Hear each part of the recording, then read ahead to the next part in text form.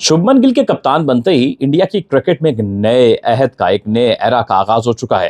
लेकिन जो सबसे ज्यादा बात हो रही है वो शुभमन गिल की रीसेंट परफॉर्मेंस थी, जो टेस्ट क्रिकेट में, जो रिसेंट इंग्लैंड में परफॉर्मेंस थी उसको लेके कि उनके नंबर्स नोट कीजिए। 13, 18, 17, 4, 28 और 8, जो कि किसी भी तरह से इंप्रेसिव नहीं है। ये 6 इनिंग्स का डेटा है। तो क्या सवाल अब डाल रहा हूं आप सबके लिए, देखने वालों के लिए, कि क्या शुभमन गिल वापसी कर सकेंगे? अब जो उनके ऊपर कांधों पे टेस्ट क्रिकेट का बोझ है, उस हवाले से अपना ओपिनियन दीजिएगा। क्या एक्सपेक्टेशंस है आपको? रियलिस्टिक बात करनी है आपने कि शुभमन गिल से इंग्लैंड के खिलाफ 13 जून से स्टार्ट होने वाली सीरीज के अंदर। अब बात करते हैं, मैं कुछ टेक्निकल पॉइंट्स भी आपको बताऊंगा शुभमन गिल की टेक्निक को लेके, और उसके अलावा आपके साथ मजीद इनके रिकॉर्ड्स भी शेयर करेंगे। अब भारत ने बहुत बड़ी जिम्मेदारी दे दी। जब ये खबर चलना शुरू हुई तो उससे पहले शायद आपने, मैंने, किसी ने भी ये नहीं सोचा होगा कि भाई शुभमन गिल को ही कप्तान बना देंगे। उसकी वजह यह भी हुई कि कुछ भारत के ऐसे मिडिल ऑर्डर बैट्समैन थे जिनके बारे में ये महसूस हुआ था कि शायद ये कुछ ज्यादा सालों तक खेल जाएंगे, 2026-27 तक शायद खेल जाएं।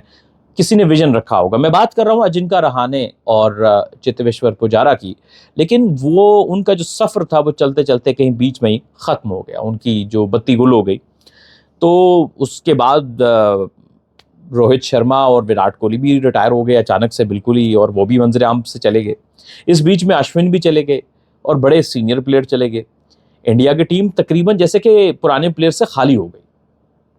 तो इस बीच में अब ऑप्शंस आपके पास कुछ और भी थे, लेकिन सीधे नाम चला गया शुभमन गिल के ऊपर। शायद फास्ट बॉलर बुमराह को इसलिए नहीं बनाया होगा कि बुमराह वैसे तो बहुत कम इंजरी की वजह से होते हैं बाहर, लेकिन कम होते हैं कि फास्ट बॉलर इंजर्ड भी हो सकता है।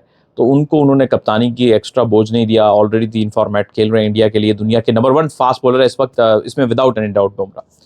तो माइट भी ये एक वजह होगी, और या शुभमन गिल के अंदर उनको वो कैप्टनसी की कला जो है नजर आई होगी। अभी देखने वाले आपसे पूछता हूं, आप as a captain Shubman Gill को कैसे रेट करते हैं? मतलब आपको उनका जो कप्तानी करने का स्किल है वो कहां आपको लिखता है? इंडिया ने कप्तानी के मामले में अच्छी लेगेसी छोड़ी है, क्योंकि सौरव गंगुली आए थे तो वो बड़ा बदलाव लेके आए थे भारत की टीम में।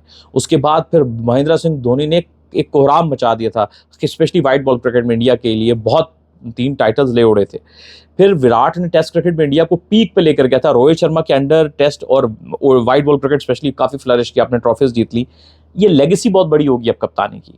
तो क्या वो कप्तानी के उस लेगेसी को कंटिन्यू कर पाएंगे शुभमन गिल, जो अपने करियर के उस मौके पे उन्होंने कप्तानी लिए जब वो टेस्ट क्रिकेट में अपना नाम बनाने की कोशिश कर रहे हैं? वो T20 में भी अभी उनका उतनी पक्के नाम नहीं बने हैं, और टेस्ट क्रिकेट में भी कहीं ना कहीं अपनी जगह पक्की करने के बारे में सोच रहे हैं। वनडे क्रिकेट का रिकॉर्ड बहरहाल शुभमन गिल का बहुत अच्छा है, वो रिकॉर्ड आप सबको पता है।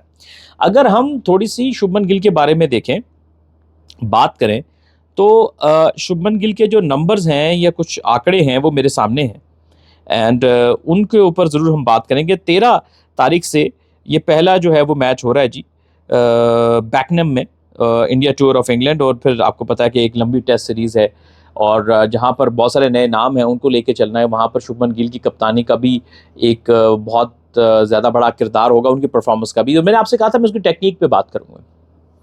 अब शुभमन गिल की ऐसी टेक्निक है कि उनको अर्ली ऑन कोई भी बॉलर टेस्ट कर सकता है फ्रंट फुट के ऊपर, क्योंकि उनका आप देखिए बैकलिफ्ट पीछे खड़ा होता है, हाथ पीछे तैयार होता है।